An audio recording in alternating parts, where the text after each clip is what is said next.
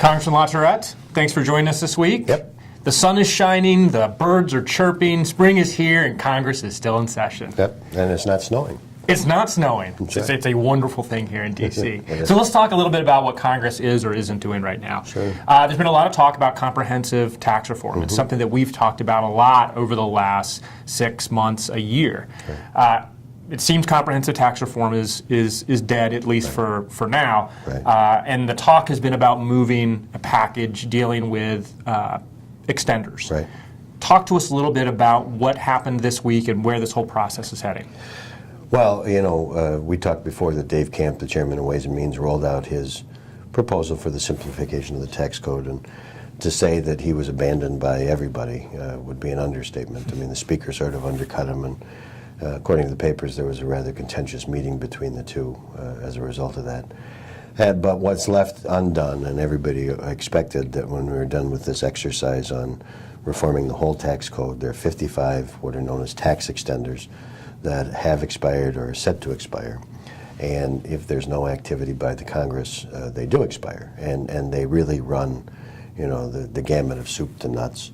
There's a chairman's mark out now that identifies the extenders that at least the chairman of the committee thinks should be extended, and most should, some shouldn't. In looking at the list, a lot of them are things that are important to people. Capital gains treatment, accelerated depreciation of leasehold improvements at 15 years rather than over 30 years. So things that people like. People will be able to make fun of it because there's a tax extender in there for rum. Rum? I was going to ask about the rum excise tax. Rum, excise tax. There's also a tax extender for racehorses to be depreciated over 3 years. And, you sort of say, well, where's Mitch McConnell from Kentucky? Oh, yeah. And so, people will begin to pick it apart and make fun of it as well. But there's some notable exceptions. Unless I missed it, I didn't see the production tax credit in there, which, there's been a big movement, and people would claim that there are a lot of jobs at stake for the production of wind energy and other things. But the Republican position has been, well, we shouldn't treat the renewables any differently than we treat regular energy, so they should stand on their own 2 feet and compete and so forth and so on. But I think there'll be a little bit of a dust-up and a fight about that. However, on par, most of them will be extended until the end of 2015. And for people who depend upon those tax benefits, it's an important day. Dave Camp also mentioned this week, he hasn't admitted that his comprehensive plan is dead, even though it is. It's dead. It's dead. But he said that part of this process could be making certain extenders permanent. Do you think there's a possibility of that happening, or are we just going to have a short-term extenders? I think that you're going to get an extension until the end of 2015. It is his goal and others' goal to make some of them permanent. But, if you sort of work within the confines of the 1974 Budget Act and how things are scored around here, making a tax incentive permanent costs money. And so it's scored in a way that's taking money out of the Treasury. I think it's goofy, but the question will be whether or not they can come up with enough offsets to pay for making some of these extenders permanent. My guess is not, and it's something that's going to have to wait until after the election, but we'll see. Well, and Camp also mentioned something about the possibility of permanent extenders being part of the tax baseline, sure, so that it wouldn't have to be paid for. I know Democrats over the years have argued that not all this stuff has to be paid for. Right. You think there's any possibility in the current environment that we could see some of these extenders made permanent without pay-fors? No, and really both parties have unclean hands in this discussion. In that, when it suits their purposes. And Democrats want to engage in more spending, well, then they said, well, we don't have to pay for it. And Republicans with tax policy, if they don't want to pay for it, they say, well, we don't have to pay for it, it's tax policy. And so, it's one of those arguments that is an argument, and I think both sides are wrong. I think one of the reasons we're in this mess and we owe $17 trillion is because we continue to kick the can down the road and not pay for things. But no, there's no chance that that's going to happen. Well, another issue that comes up every year is the Ryan budget, Right. the Paul Ryan budget, House Republican budget. Every year it's incredibly controversial. Sure. This year there was talk of there being pressure for them not to put out a budget, concern that it could undercut the Republican message for what's looking like a very good midterms. It came out this week. Talk to us a little bit about it. Does it have any relevancy?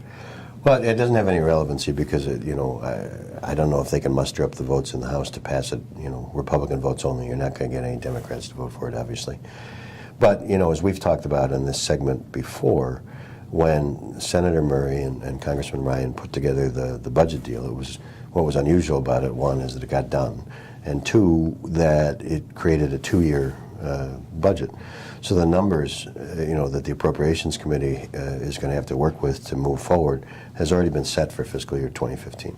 There's no mystery in what the numbers are going to be. And so some people thought there wouldn't be a separate budget resolution because it's already been taken care of. The Senate announced a while ago that they're not going to do a budget because of that reason. And some folks, because even though a budget is only a blueprint, it doesn't have the force of anything, there were some folks arguing, look, things are going pretty well for the Republicans, got the Democrats back on their heels on the Affordable Care Act and other things, and so why create an issue? Well, apparently that argument didn't win, and Congressman Ryan produced a budget that I'm sure is designed to excite the Republican base because it brings the budget to balance within 10 years, I think. But it engages in the things that have always been so contentious here. And in my mind, it shortchanges transportation, it makes adjustments into the middle class entitlement programs, and it engages in non-defense discretionary spending cuts that are really significant, which they have to be to get there. But at the same time, it increases defense spending, and that package, one, it's a non-starter. I mean, it's never going to be what actually happens moving forward. But I think more importantly, it does give the Democrats who have sort of been clawing for any issue that they can stand up and talk about going into the midterm elections. I mean, it now lets them run those Metascare commercials again and excite the people about Social Security again and so forth and so on. So but the calculation was obviously made by the Republican leadership that it was better to send a signal to the Republican base that we're serious about this, and if you put us in charge of everything, this is what we're going to do, and that outweighed the opening for attack ads against Republicans in swing districts. Interesting to see how this will actually play out. I can't wait. Well, the final thing I want to talk to you about is the thing that's really been the albatross for Democrats over the last year, and that's been the president's health care plan, the Affordable Care Act. This week, they finally had what appears to be some good news, 7 million signups. Yeah. Is there any chance that the Affordable Care Act goes from this huge negative for Democrats to at least kind of a break even or even a positive? Or is it just going to be a negative? This is kind of people's minds are made up about it. The problem is the signing up and making available health insurance to people of modest means that's going to be popular. And so the fact that the administration hit a number that people in this town didn't think they were going to hit, 7.1 million, and I guess growing. I mean, that puts to rest, the glitches in the website, and nobody's ever going to sign up, and so forth and so on. However, it's not going to be, so maybe the 7 million people are happy, and maybe they're not, because there are a lot of stories now coming out that, okay, I've signed up, but the premiums are a lot higher than you said they were going to be. You also have to go through the first tranche to see how many of the 7 million people actually pay their premiums. And then you have to delve in and find out how many of the 7 million are in sort of the sweet spot for actuarial purposes, and that is the healthy 20-somethings that will pay premiums but never need the coverage to support the more expensive senior population that would be signing up as well. So just on the 7 million figure, that remains the hurdle. But it's more complicated than that, because the 7 million people may be happy, and I'm sure we'll run around the country and everybody's going to say, 7 million, wonderful thing. But it's going to continue to have negative impacts on people who are not signing up for the program, get employer-based health care, and are going to see their bills go up.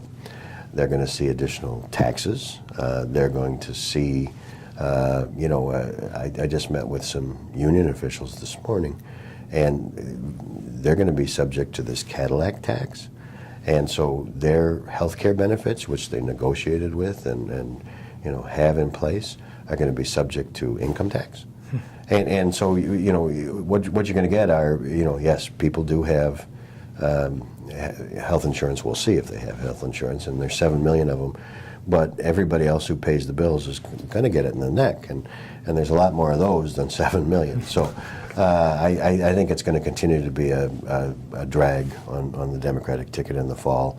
And they can spin it 6 ways to Sunday, and we'll hear anecdotal stories about, this woman got insurance and yeah, I'm sure that there are many, many stories like that. But the problem with the Affordable Care Act always was that the model is that we can give, in this case, 7 million people that don't have insurance, and it's not going to cost the rest of us any money. It's just, you say that, and it just doesn't make any sense. Right. So, It's expanded the insurance coverage, but there are no price controls, and the result is that the prices go up for almost everyone. Everybody. Right. I got a funny feeling we're going to be talking a lot about this between now and November. I think you're right. Congressman LaTourette, thank you very much. Okay, good to see you.